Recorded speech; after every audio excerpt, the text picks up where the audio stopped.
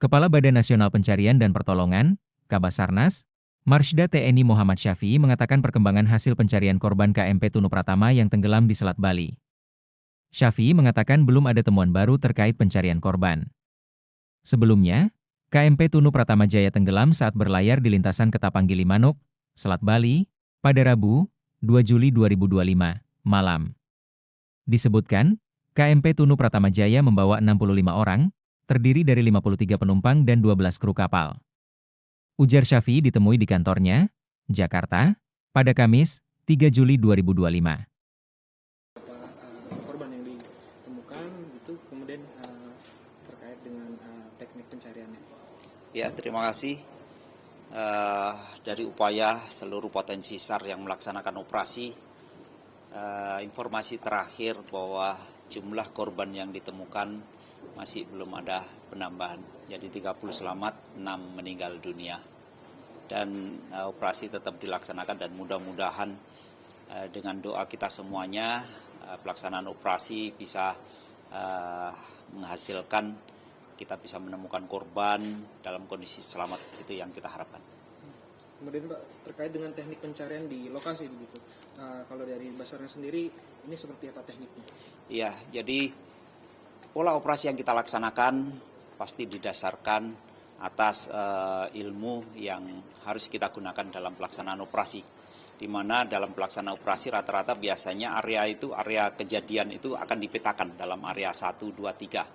Area 1 difokuskan di tempat lokasi di mana kecelakaan itu terjadi, dan karena ini di laut, kemungkinan di area 1 itu akan kita laksanakan operasi underwater. Artinya kita dengan menggunakan personel-personel yang memiliki kemampuan untuk menyelam, untuk bisa menemukan kapal yang mengalami kecelakaan.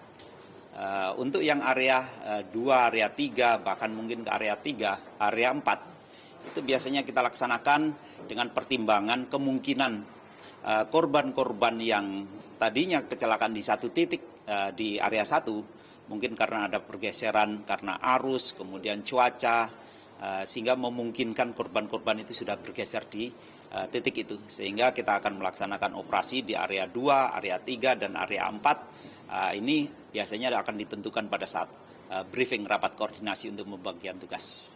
Untuk operasi underwater sendiri, pertama ini sedalam apa sih antara kapal dengan permukaan gitu? Ya, jadi hari ini saya sampaikan operasi difokuskan kepada korban-korban selamat tentunya.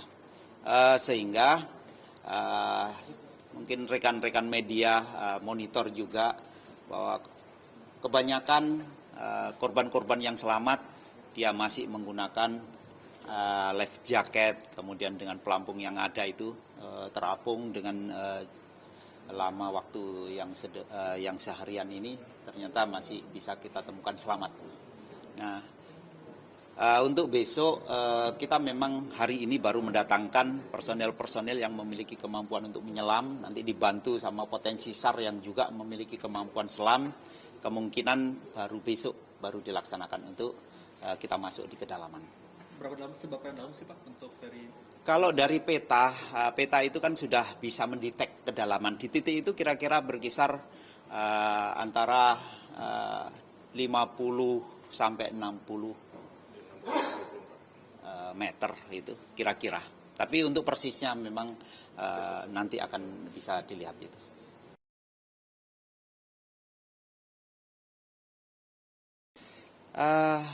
Tadi saya sampaikan bahwa Basarnas dengan seluruh potensi SAR yang tergabung dalam SAR gabungan, update terakhir lebih dari 400 personil, di mana dari potensi SAR yang tergabung, pasti yang terbanyak ada teman-teman dari TNI, ada dari Polri, begitu juga dari potensi-potensi SAR yang lainnya, dan juga masyarakat yang ada di sekitar. Begitu juga alutsista atau sarana prasarana yang digunakan cukup banyak yang tergabung. Kita tahu budaya dari orang kita pada saat ada kedaruratan terjadi, budaya untuk saling membantu untuk bisa secepat mungkin menyelamatkan itu sudah terbiasa di kita. Dan alhamdulillah kita dari seluruh potensi SAR yang ada di wilayah bahu-membahu untuk membantu. Pak, sejauh ini ada tenggat waktunya nggak sih Pak untuk proses pencarian? Sesuai aturan atau prosedur bahwa operasi normalnya itu dilaksanakan 7 hari. Namun tidak menutup kemungkinan operasi itu selesai sebelum 7 hari kalau memang seluruh korban sudah bisa ditemukan. Tapi memungkinkan juga untuk diperpanjang apabila korban belum semuanya ditemukan. Tapi izin tambahan Pak, untuk ini kan tadi Pak Suri sampaikan 50 sampai dengan 60 meter dalam itu.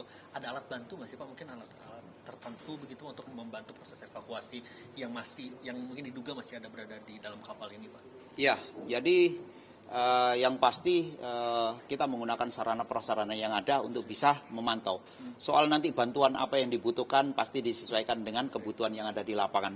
Dan yang tahu persis adalah teman-teman kita yang ada di lokasi. Oke, itu besok ya Pak Ya, informasi ini? ya. Lebih dari 40 pakai double tank, ada nitrox. Dan itu harus aman. Masker. Oke, terima kasih Pak. Pak, Sudah? yang dasar aja untuk korban selamat sekarang kondisinya dirawat di mana ya? Sebagian sudah dipulangkan. Sebagian memang sudah dipulangkan, kemudian sebagian langsung diarahkan ke rumah sakit terdekat yang ada di Gilimanuk. Ya, Simbrana ya. Ya. Jangan lupa subscribe ya.